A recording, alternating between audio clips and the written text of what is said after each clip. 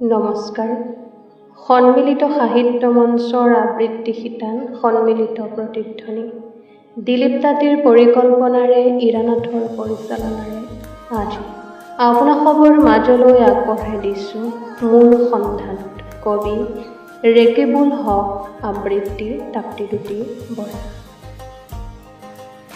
যেতিয়াই মই ঘূৰি ফুৰোঁ মৃত্যুমুখী কোনো চহৰত, জীয়াই থকাৰ তীব্ৰ হেঁপাহতে মই মোৰ সন্ধান কৰোঁ।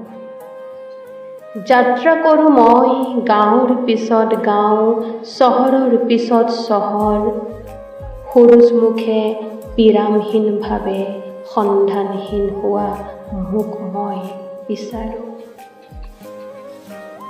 কেতিয়াবা ভাবোঁ তুমি বৰ আচৰিত।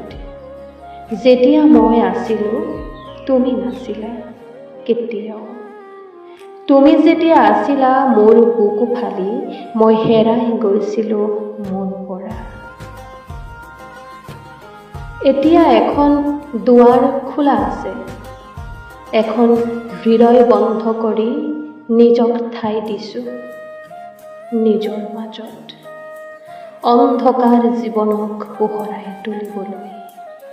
এবাৰলৈ মই মৰিছিলোঁ তোমাৰ বাবে, এতিয়া মই বহু কষ্টৰে শিকিছোঁ জীয়াই থাকিবলৈ মোৰ বাবে।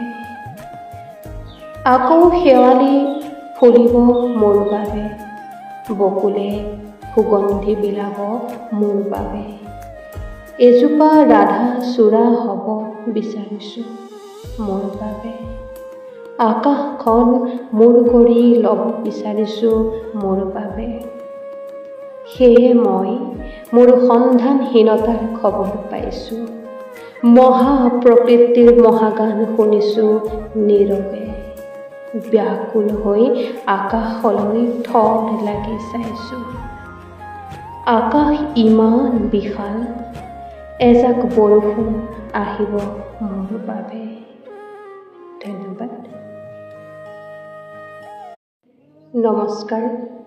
সন্মিলিত সাহিত্য মঞ্চৰ আবৃত্তি শিতান সন্মিলিত প্ৰতিধ্বনি দিলীপ তাঁতীৰ পৰিকল্পনাৰে ইৰানাথৰ পৰিচালনাৰে আজি আপোনাসৱৰ মাজলৈ আগবঢ়াই দিছোঁ মোৰ সন্ধানত কবি ৰেকিবুল হক আবৃত্তি তাপ্তিদুতি বৰা।